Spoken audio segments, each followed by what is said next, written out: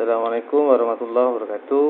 Kali ini kita akan belajar tentang cara membuat buku ajar di perguruan tinggi yang di dalamnya terkait dengan sistematika buku ajar, kemudian keluasan penulisan buku ajar, dan penilaian kualitas buku ajar. Ada beberapa skema terkait dengan publikasi buku, khususnya di perguruan tinggi.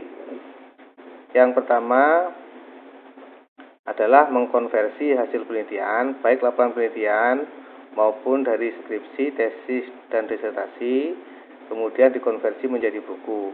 Dan terkait dengan ini sudah saya paparkan tutorialnya pada video sebelumnya. Oleh karena itu, sekarang kita fokuskan pada penyusunan buku ajar yang berawal dari RPS atau Rencana Pembelajaran Semester, yang ini mengacu pada kurikulum yang berlaku. RPS ini kemudian dikembangkan menjadi materi kuliah, kemudian digabungkan menjadi buku ajar yang nantinya akan dipublikasikan.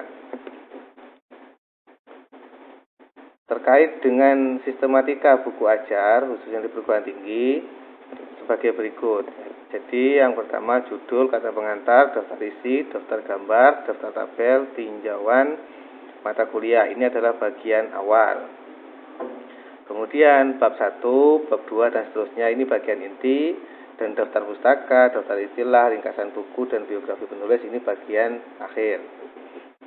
Yang pertama terkait dengan judul. Judul bahan ajar ada dua pilihan.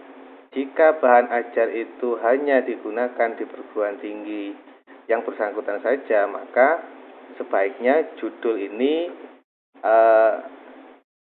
harus sama dengan judul mata kuliah. Misalnya mata kuliahnya metode statistik 1 misalnya, ada statistik 2, dan seterusnya misalnya. Itu sebaiknya jika untuk dipublish untuk umum, judulnya jangan statistik 1, tapi lebih baik diganti pengantar statistik misalnya. Jadi ada modifikasi judul ketika itu digunakan untuk masyarakat umum. Tapi jika untuk perguruan tinggi yang bersangkutan, sebaiknya judul itu sama dengan nama mata kuliahnya.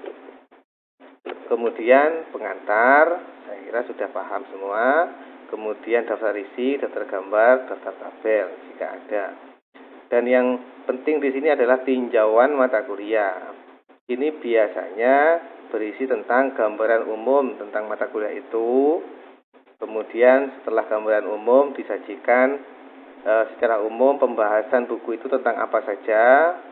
Kemudian setelah pembahasan tentang apa saja, tujuannya apa, CPK-nya dalam satu semester itu apa yang diharapkan dari buku ajar ini, kemudian cara menggunakan buku ajar ini seperti apa, itu dideskripsikan di dalam tinjauan mata kuliah. Ini biasanya kalau dalam kuliah itu disajikan pada pertemuan pertama. Jadi sebenarnya pertemuan pertama itu menyajikan tinjauan mata kuliah, gambaran umum tentang mata kuliah, kontak belajar, dan seterusnya itu disajikan di dalam tinjauan mata kuliah. Kemudian bagian inti yaitu bagian materinya. Jadi ini mengacu pada kurikulum dan RPS yang sudah disusun. Jadi misalnya di RPS ada 10 materi, maka ada 10 bab di sini. Jika di RPS ada 12, maka begitu juga di buku ajarnya juga ada 12 bab. Bab 1 itu judul pada pertemuan materi 1 ya.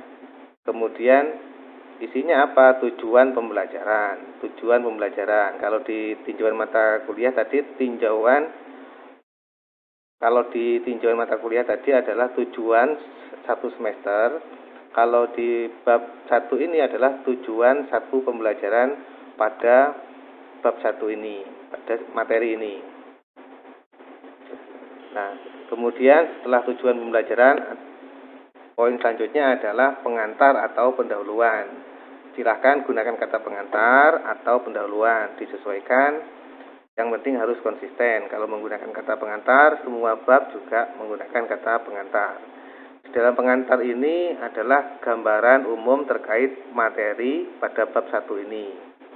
Kemudian jika ini disajikan, misalnya 2 pertemuan atau 1 pertemuan dijelaskan juga di dalam pengantar ini.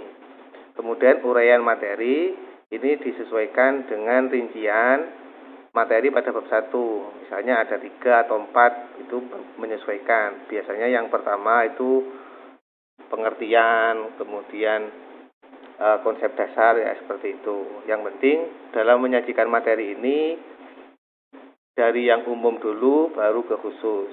Kemudian bagian selanjutnya adalah rangkuman atau ringkasan. Ini adalah ringkasan dari seluruh uraian materi. Biasanya di dalam buku aja itu hanya sekitar 1 halaman saja.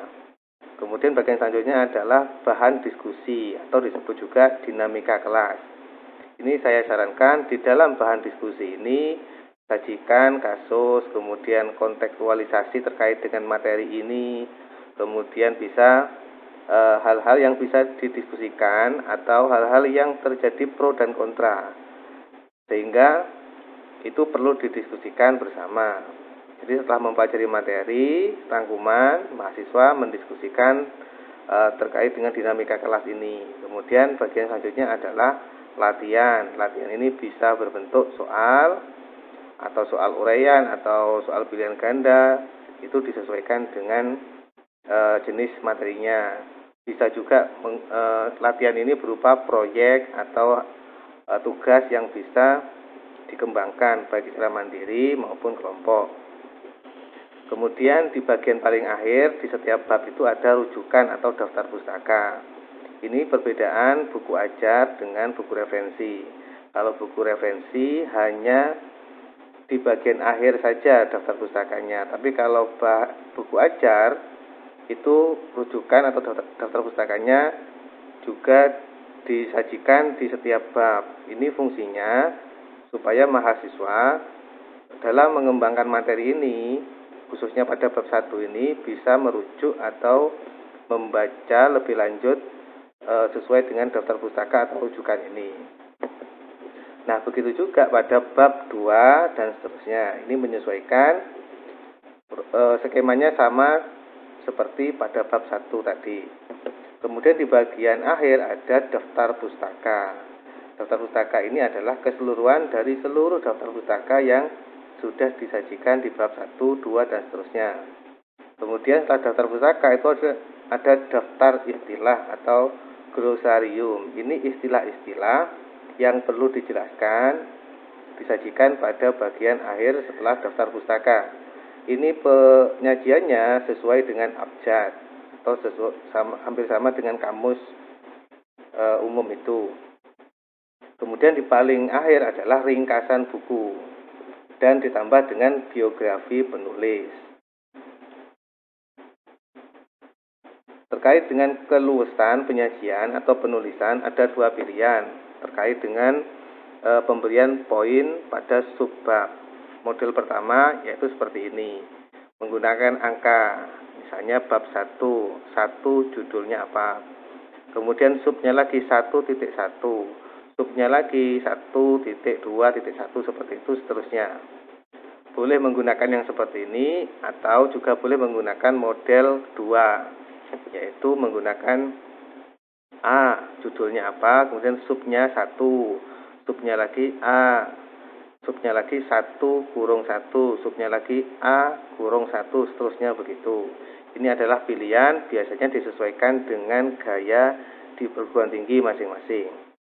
Kemudian dalam menyajikan gambar di dalam buku itu sebaiknya luwes atau indah ketika dilihat. Gambar sebaiknya jangan terpisah atas dan bawah dengan tulisan, tapi lebih baik dan lebih simpel gambar itu disajikan di dalam naskah itu atau teks itu. Seperti ini contohnya. Begitu juga dengan model grafik, tabel, dan lain-lain. Itu sebaiknya disajikan dalam bentuk yang sesederhana mungkin supaya mudah dipahami. Nah, terkait dengan kualitas buku ajar itu bisa dikaji melalui 3 aspek. Yang pertama yaitu substansinya atau isinya. Yang kedua dari aspek bahasanya. Yang ketiga dari aspek penyajiannya. Nah, dari aspek isi atau substansi itu sebaiknya harus informatif. Informatif itu relevan atau tidak terkait dengan kebijakan nasional, kemudian sesuai dengan kurikulum atau RPS-nya atau tidak, kemudian kebijakan lembaga, sesuai dengan silabus, ataukah juga sesuai atau tidak dengan kebutuhan pasar atau kebutuhan lingkungan yang ada di sekitarnya. Itu terkait dengan substansi. Yang kedua terkait dengan bahasa. Bahasanya sudah komunikatif atau tidak. Komunikatif itu adalah mudah dipahami. Jadi tidak terlalu tinggi ilmiah, ya, sehingga sulit dipahami, tapi sederhana, namun tetap menggunakan bahasa yang baku, cendekia, lugas atau objektif, sistematis, efektif, dan konsisten.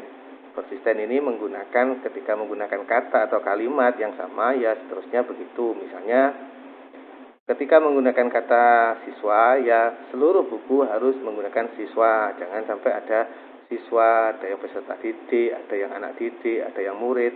Itu kurang konsisten. Begitu juga contoh yang lain. Yang ketiga adalah dari segi penyajiannya. Harus bersifat rekreatif atau menarik. Penyajiannya itu baik dalam hal penyajian tabel, grafik, gambar, skema, diagram. Ini sebisa mungkin dikemas semenarik mungkin sehingga para pembaca itu senang dan akhirnya memahami apa yang dimaksud dalam buku ini. Terkait dengan hal-hal pendukung lain, khususnya pengembangan buku ajar, bisa disimak beberapa tutorial yang sudah saya sajikan ini. Mungkin cukup itu saja dari saya. Semoga bermanfaat dan mohon maaf apabila ada sajian dan kata yang kurang berkenan. Terima kasih. Assalamualaikum warahmatullahi wabarakatuh.